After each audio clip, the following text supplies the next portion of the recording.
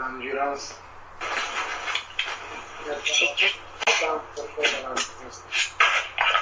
C'est dur, hein, c'est dur de tenir.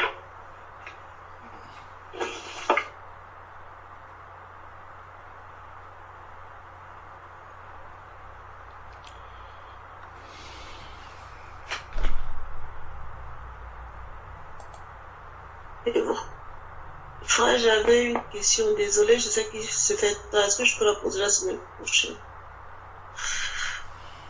Non, tu peux la poser maintenant. Vu qu'on est là, on va la prendre la question. Ok. En fait, c'était pas vraiment une question, c'est une préoccupation. Quand on a lu 1 Corinthiens 14 à partir du verset 26, en fait, c'est que je suis allée dans ma nouvelle famille pour avoir ma communion fraternelle dimanche et j'ai été un peu très surpris. En fait, parce qu'en lisant 1 Corinthiens 14, 26, quand on est arrivé, en fait, quand les frères étaient en train d'enseigner, en fait, ça s'est bien passé, mais le problème, c'est qu'il n'y a pas d'intervention de femme, même pour chanter, en fait, c'est un frère qui doit choisir une chanson, en fait, dans un livre, il n'y a pas de témoignage,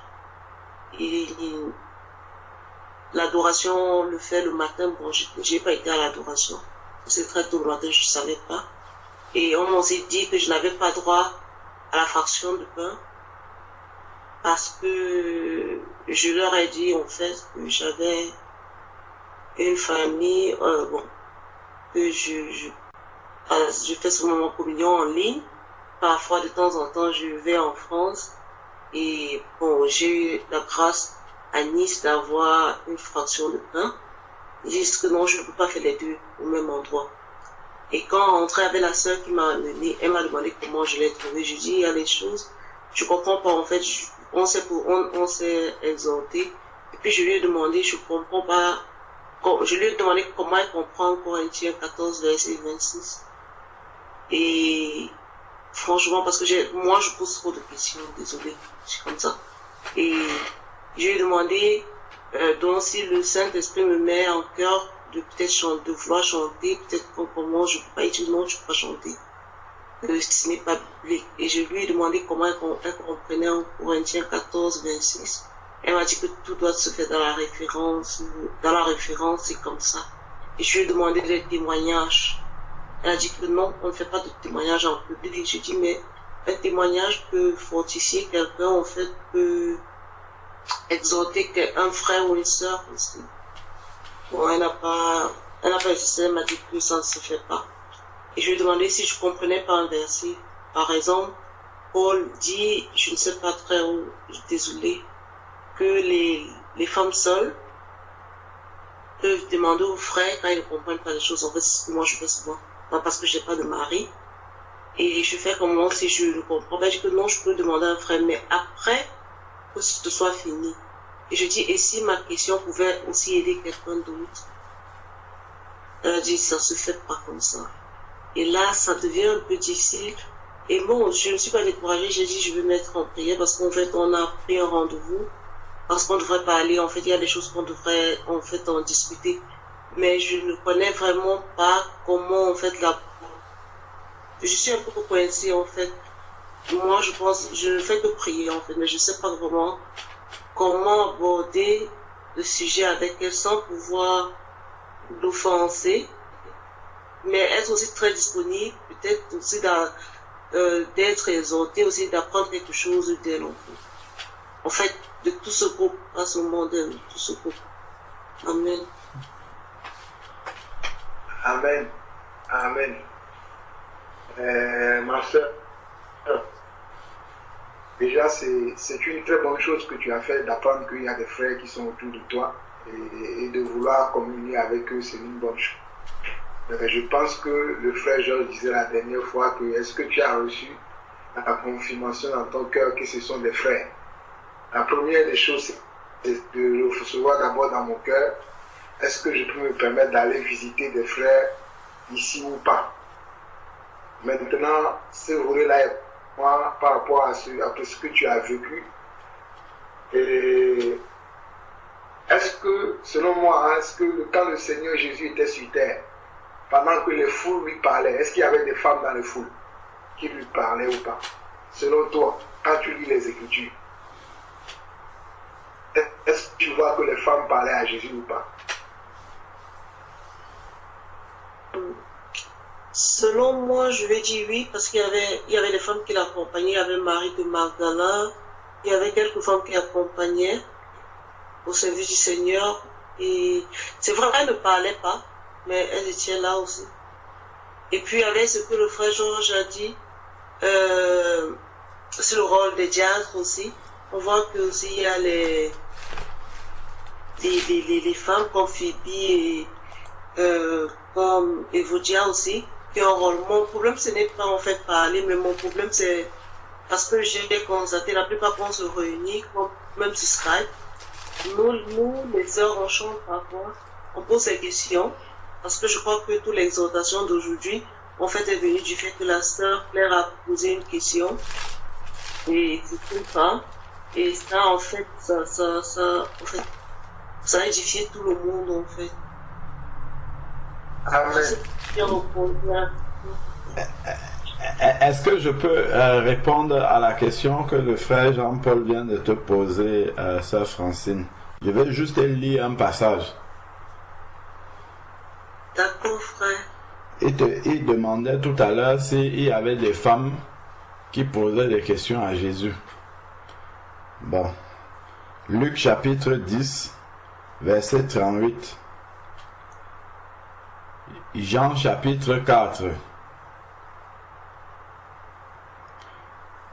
Luc chapitre 10, verset 38. Pendant qu'ils étaient en route, il entra dans un village. Une femme du nom de Marthe le reçut dans sa maison. Elle avait une sœur appelée Marie qui s'assit au pied du Seigneur et qui écoutait. Marthe était absorbée par les nombreux soucis du service. Elle survint et dit: Seigneur, tu ne te mets pas en peine de ce que ma sœur me laisse seule pour servir. Dis-lui de m'aider. Le Seigneur répondit: Marthe, Marthe, tu t'inquiètes et tu t'agites de beaucoup de choses. Or, une seule chose est nécessaire. Marie a choisi la bonne part. Donc, on peut encore prendre Jean chapitre 4 où on voit Jésus avoir un long entretien avec la Samaritaine. On peut encore prendre Matthieu chapitre 15 où on voit Jésus à partir du verset 21. Matthieu chapitre 15 à partir du verset 21. Jésus partit de là et se retira dans le territoire de Tyr et Sidon. Une femme cananéenne qui venait de ces contrées, lui cria: Aie pitié de moi, Seigneur, fils de David. Ma fille est cruellement tourmentée par le démon. Il ne lui répondit pas un mot. Ses disciples s'approchaient et lui demandaient: renvoie-la, car elle crie derrière nous. Il répondit: je n'ai été envoyé qu'aux brebis perdues de la maison d'Israël. Mais elle vint se prosterner devant lui en disant: Seigneur, viens à mon secours. Il répondit: il n'est pas permis de prendre le pain des enfants et de jeter aux petits chiens. Oui, Seigneur, dit-elle. Pourtant, les petits chiens mangent les miettes qui tombent de la table et de leur maître. Alors Jésus lui dit: ô femme, ta foi est grande, qu'il te soit fait comme tu veux. Et à l'heure même, sa fille fut guérie. Il y a beaucoup d'exemples comme ça dans la parole de Dieu. Amen. Amen. C'est la question que j'avais posée, et heureusement que le frère a écouté directement la question. Ma question, ce que tu as dit n'était pas faux non plus. Hein. Il y avait des femmes qui accompagnaient Jésus dans son ministère terrestre. Mais on a vu que dans tout le parcours de Jésus-Christ sur terre, il y avait des femmes qui venaient vers elle et qui lui posaient des questions. Mais Jésus ne les rejetait pas. Donc, je pense que le problème est que beaucoup ne comprennent pas ce passage de 1 Corinthiens 14. Parce que dans 1 Corinthiens 14, il n'est pas question d'une interdiction, c'est un ordre. L'apôtre veut mettre dans l'église parce qu'il y avait du désordre, tout le monde parlait à tout moment, il y avait un désordre. Parce que si on voit la fin, même dans l'édification qui dit que tout se fasse pour l'édification. Même une sœur peut parler, ça peut m'édifier.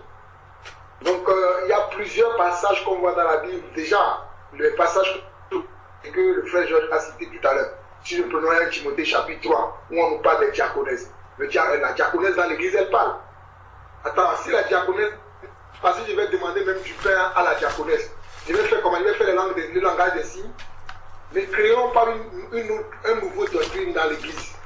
Je ne parle pas à toi directement, je parle à ceux-là qui créent des nouvelles doctrines dans l'église qui n'ont jamais été à l'époque des anciens, des apôtres. On a vu qu'il y avait des diaconesses. Les diaconesses, une diaconesse, ça parle.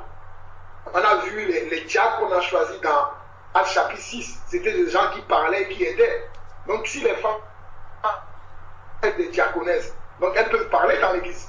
Elles peuvent parler lors de l'assemblée, lors du culte. Et il y a aussi même les veuves.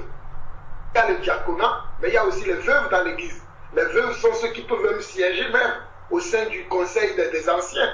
Parce que les veuves, ce sont des femmes qui ont de l'expérience, qui peuvent enseigner les jeunes sœurs à devenir des mères de famille. Donc elles doivent parler. Donc je ne comprends pas. Certains font de cela maintenant une doctrine où ils interdisent carrément aux femmes de parler. Je pense que c'est un sujet aussi que j'avais abordé même dans le parler en langue que j'ai envoyé même dans le groupe Église dernièrement. Si tu peux écouter aussi, ça va modifier. Si tu as le temps, tu l'écouteras. Mais je réponds, après je laisserai les frères aussi donner leur réponse rapidement. C'est pour te dire simplement que dans 1 Corinthiens chapitre 14, c'était un problème d'ordre que l'apôtre veut mettre dans l'église. Que chaque chose se fasse pour l'ordre et pour l'édification. Donc ce n'est pas pour une interdiction que la femme ne doit plus parler du tout. On voit même l'apôtre Paul qui dit dans le livre de Thessaloniciens, il dit que j'exhorte Évodie et Syncré, et il dit aux frères de les aider. Quand les frères vont venir, il va faire le langage des signes aux frères. Si les frères parler, c'est dans l'église. Toutes ces choses-là se passaient dans l'église. On voit même dans 1 Timothée chapitre 5, on nous parle des veuves là-bas. Par exemple, je vais prendre le verset 8, on nous dit, verset 9 plutôt, on nous dit qu'une veuve, 1 Timothée chapitre 5, on nous dit qu'une veuve, elle inscrit sur le rôle n'est moins de 60 ans, qu'elle ait été femme d'un seul mari, qu'elle ait appliqué à toute bonne œuvre, ayant élevé des enfants, exercé l'hospitalité, lavé les pieds des saints, secourir les mains. Donc on voit tout ça là, quand la veuve va la faire, elle va la faire la bouche fermée, parce qu'elle est dans l'église. Donc vraiment il y a certains qui vont au-delà des Écritures, qui se mettent certaines barrières que le Seigneur n'a pas mis. Le Seigneur voudrait que... Il y a une différence entre vouloir maintenir de l'ordre dans l'église que d'interdire aux gens de ne plus parler. Ce que tu me dis là, ce n'est pas la première fois que je l'entends. Moi-même, de certains frères qui disent qu'ils ne permettent même pas que la femme parle. Si la femme a une question, il écrit sur un papier, il donne à un frère le lit.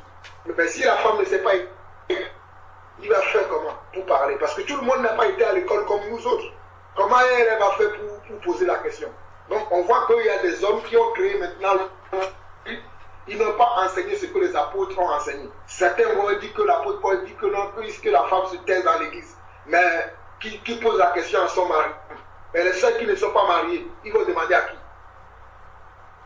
Donc tu vois que beaucoup de personnes ne comprennent pas ces passages-là. Il faut qu'on comprenne que la direction que l'apôtre veut donner dans 1 Corinthiens 14, c'est d'abord de l'ordre et de l'édification. Tu l'as dit tout à l'heure que dans nos réunions, ce n'est pas comme ça. Les sœurs peuvent parler, peuvent poser des questions, peuvent prier. La seule chose que nous ne permettons pas, et c'est écrit noir sur blanc dans la parole, et on a dans la Bible, concernant ça, c'est une femme qui enseigne la parole. Ça, il n'y a aucun exemple que quelqu'un peut me donner dans le Nouveau Testament. On a vu une femme enseigner, il n'y en a pas. Bon, on peut trouver plusieurs passages, comme le frère vient de donner, où les femmes parlent. Que ce soit dans les évangiles et même dans les épîtres des apôtres, on voit beaucoup de femmes parler. Même dans Actes chapitre 8, Actes chapitre 8, c'est pas 8, Actes chapitre 12, là où la sœur Tabitha est morte. Il y avait des sœurs là-bas qui parlaient. C'était dans l'église que ça s'est passé. Quand ils sont partis chercher Pierre, pour que Pierre vienne la ressusciter. Ça, c'est aussi dans l'église. Et c'est les sœurs qui parlaient là-bas, qui donnaient les témoignages de la sœur. Tu m'as dit tout à l'heure qu'on a dit même que les sœurs ne doivent pas donner des témoignages. Mais on a vu là-bas les gens donner des témoignages de Tabitha, de comment elle aidait les sœurs dans l'église, comment elle faisait les robes, tout ce qu'elle faisait, on parlait de ça. Donc il y a plusieurs passages que nous voyons dans les Écritures où les sœurs ont posé des questions, peuvent parler, peuvent donner un témoignage et peuvent même aider dans l'église parce que nous avons vu par l'exhortation ou bien Georges que les femmes aussi peuvent exercer le ministère, et je dis le ministère, le rôle de diaconat. Pour les hommes, on dit les diacres, pour les femmes, on laisse. Donc, on a vu que même les femmes peuvent jouer ce rôle-là. Donc, il y a certaines personnes qui vont trop loin. C'est eux qui mettent derrière là, où ils disent que non, on ne peut pas témoigner, la femme ne doit même pas chanter. J'ai vu même, il y a certaines assemblées aussi qui font ça, où on ne permet même pas que la femme ne peut pas entonner une cantique. C'est-à-dire la femme peut chanter, mais c'est après qu'un homme aura entonné la chanson. La femme elle-même ne pourra pas, de son propre gré, entonner une chanson. Alors que quand on regarde bien dans 1 Corinthiens chapitre 14, on dit quelqu'un parmi vous. On n'a pas dit si un homme parmi vous a un cantique. On a dit quelqu'un parmi vous. Après, on va relire le passage, pour ne pas que j'invente. On va relire le passage de 1 Corinthiens chapitre 14. On dit, que faites donc frères lorsque vous vous assemblez? Les uns ou les autres parmi vous ont-ils un cantique? Donc ça peut être une sœur qui a une cantique, ça peut être un frère qui a une cantique. Donc c'est vraiment, les gens ne comprennent pas vraiment et les Écritures qui se bornent sur le verset 34 que je vais lire, qui dit que dans les assemblées, car il ne leur est pas permis d'y parler, mais qu'elles soient soumises, comme le dit aussi la loi. Si elles veulent s'instruire sur quelque chose, qu'elles interrogent leur mari, disons, car il est marséant à une femme de parler dans l'église. Mais les sœurs qui ne sont pas mariées, ils vont poser la question à qui à la maison. Parce qu'avant d'arriver, c'est pour ça que je disais tout à l'heure qu'avant de lire un verset, lisons le contexte. Parce que le contexte est très important, peut nous donner des indications. Et lisons tout le chapitre pour comprendre quelle est la pensée de l'esprit. Sinon, on va prendre un verset et on va faire de ce verset-là une doctrine pour amener les gens dans l'erreur. Parce qu'on voit que à la fin du verset, le verset 40, l'apôtre va dire, mais que tout se fasse avec bienséance et avec ordre. Le verset 40 qui finit ce chapitre 14, l'apôtre, mais que tout se fasse avec bienséance et avec ordre. Donc il est question d'ordre dans l'église. Et moi souvent je vois dans les assemblées, souvent il faut qu'on soit vraiment dans la vérité. Souvent dans les assemblées aussi, les sœurs, lorsqu'il y a le partage de la parole, elles sont là à discuter. J'ai déjà vu ça aussi dans les assemblées. À la communion fraternelle, il y a le culte qu'on est en train de partager. Les sœurs vont être là, deux sœurs, c'est là où ils vont faire leur petite causerie. Ah ben ça commence ils parlent. Ça, ce n'est pas bienséant. Là, on peut dire aux sœurs, taisez-vous. Parce qu'on est en train d'instruire le peuple, au lieu de suivre, vous êtes là à bavarder. C'est des choses comme ça où on peut interdire carrément aux sœurs de parler. Mais ce n'est pas une interdiction formelle. Maintenant, ou bien les sœurs n'auront même plus le moi de dire quelque chose, de chanter ou de louer. En tout cas, moi je ne suis pas de cet avis-là. Donc vraiment que le Seigneur qui te dirige, si tu dois retourner là-bas, que le Seigneur te conduise. Moi je ne peux pas te dire parce que c'est toi qui as été et continue de prier pour eux. Mais sois aussi vigilant et tu vois que ta liberté, parce que la Bible dit bien sûr que c'est pour la liberté que Christ nous a affranchis. Galates chapitre 5 nous dit ça. Maintenant, ne faisons pas de cette liberté-là un prétexte pour pécher. Amen. Amen. Amen. Je veux lire quelques exemples dans la parole de Dieu. Si on regarde dans 1 Corinthiens chapitre 11, 1 Corinthiens chapitre 11 verset 5, il est dit: toute femme au contraire qui prie ou qui prophétise la tête non voilée déshonore son chef, c'est comme si elle était rasée. Donc prier ou prophétiser, ça ne se fait pas la bouche fermée, ça se fait en parlant.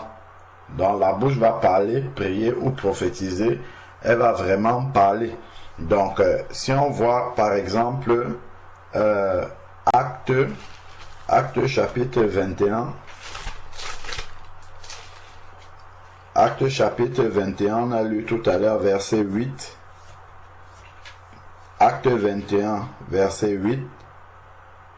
Parti le lendemain, nous sommes arrivés à Césarée, étant entrés dans la maison de Philippe l'évangéliste, qui était l'un des 7, nous avons demeuré chez lui.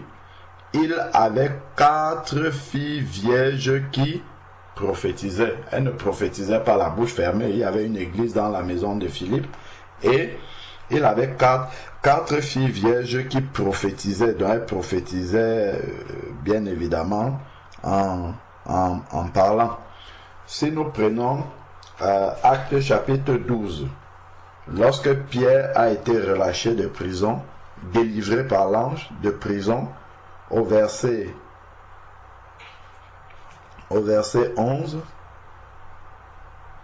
Acte 12, verset 11, revenu à lui, Pierre dit: maintenant, je sais vraiment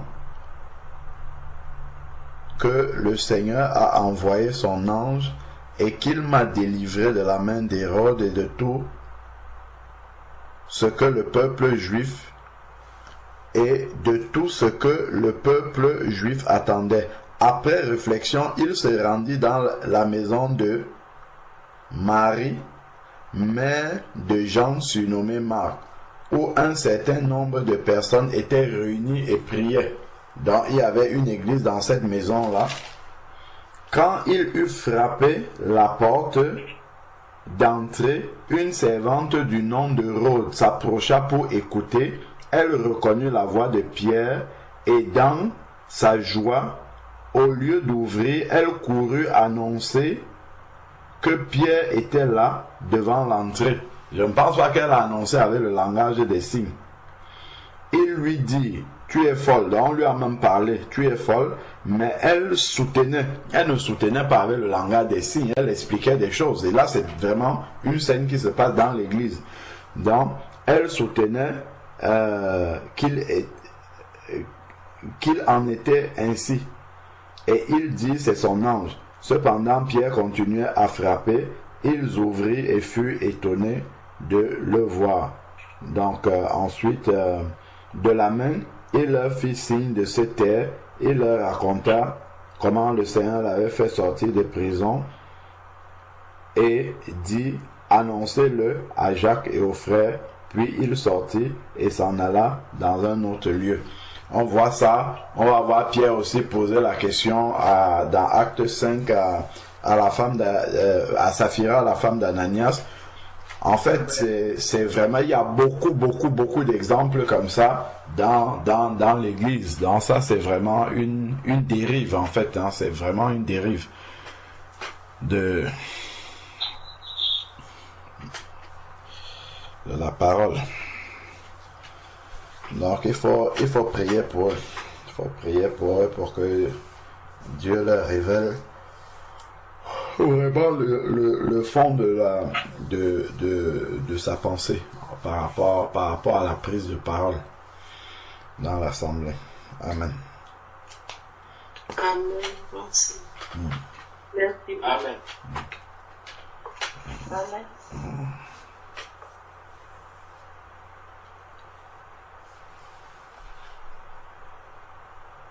Amen. Moi aussi, je donnerai un passage. C'est Luc, je parle de la prophétesse Anna, qui était dans le temple, qui servait le Seigneur dans le temple. C'est dans Luc chapitre 2, et du verset 36 au verset 8.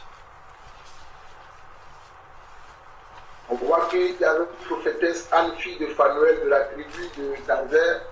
Elle était avancée en âge et elle avait vécu 7 ans avec son mari depuis sa virginité. Restée vieille, âgée de 84 ans, n'était pas le temps, et elle servait Dieu nuit et jour dans le jeûne et dans la prière. Étant arrivée, elle aussi, à cette même heure, elle louait Dieu, Dieu la bouche fermée. Et elle parlait de Jésus. Elle parlait de qui? C'est elle qui parlait. On n'a pas dit qu'elle faisait un langage de signes. Pourquoi le Seigneur m'a mis ce verset à cœur? Parce que je sais que beaucoup interprètent mal ce passage de 1 Corinthiens chapitre 14 là, où ils vont dire comme le dit aussi la loi. Parce qu'à cette époque-là, Jésus n'était pas encore mort. J'aimerais préciser cela, même pour les gens qui vont suivre après peut-être, lorsqu'on va publier, et si on enregistre, je crois qu'on enregistre, lorsqu'on va publier ça. Parce que là, c'est encore avant la mort de Jésus, parce que c'est la naissance. Donc c'était encore dans la que Anne était dans le temple. Elle priait, elle louait le Seigneur et elle a prophétisé sur Jésus. Même sous la loi, la femme avait le droit de parler encore. Donc on voit bien que la Bible ne se contredit pas. Quand on lit un passage, on ne le comprend pas, il faut finir pour comprendre. Donc on voit ici que Anne, qui était une prophétesse, était dans le temple. Elle priait, elle louait. Et quand Jésus va naître, c'est elle qui va être d'abord la première personne même, qui va même prophétiser sur Jésus. Qui va dire qui était Jésus. Donc elle ne l'a pas fait le langage des signes. Et je précise bien qu'avant la mort de Jésus-Christ, parce que nous savons qu'il y a beaucoup de choses qui se faisaient dans la loi, et après la mort et la résurrection de Jésus-Christ, ces choses ont cessé. Mais là, nous sommes dans un cas on va dire que ce soit avant la mort de Jésus, c'est-à-dire même dans la loi, ce n'était pas interdit. Parce qu'on nous dit comme le dit aussi la loi. Mais là, c'était dans le culte. Et que j'ai lu tout à l'heure dans 1 Corinthiens chapitre 14, le verset 34 que j'ai lu tout à l'heure. On dit comme ce que dit aussi la loi. Et là, on est dans la loi. Là. Parce que Christ est venu pour comment? Pour la loi. Christ est venu, c'est ce que la Bible nous dit, que Christ est venu pour accomplir la loi. Donc on voit bien ici que Anne avait parlé pour Seigneur, prier le Seigneur et pour prophétiser. Amen. Amen. Amen. Amen. Amen. Et ma soeur Francine ne dit pas que je pose trop de questions. Nous sommes là dans l'église pour répondre aux questions.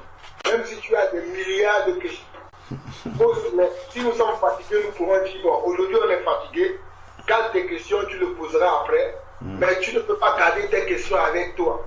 Tu dois les poser. C'est en posant les questions que tu vas apprendre, que tu vas connaître des choses. Et ne t'excuse pas quand tu poses des questions. Ne dis pas oui, vous allez m'excuser, moi je pose beaucoup de questions. Tu dois poser des questions pour comprendre les choses. C'est pour ça que nous sommes des frères. Donc, pose des questions librement. Ne te sens pas tu dois te justifier quand tu poses des questions. Non, c'est parce que tu veux comprendre que tu poses des questions. Donc, sens-toi libre maintenant. Amen. Que tu nous vois comme ta femme. Je ne sais pas si ton fils, quand il veut te demander quelque chose, il dit tu ou ta maman, bon, je te demande trop de choses. Là, je vais plus. Fais attention, je vais encore demander quelque chose. Ce n'est pas ce que ton fils fait. Donc, toi, pareillement, sache que nous sommes des frères. Si tu as des questions à poser, pose-les vraiment sans être gêné. Amen. Ne pas dire nous de poser des questions. Ça nous aide, nous tous, et ça peut aider même d'autres personnes. Sois béni. Amen. Amen.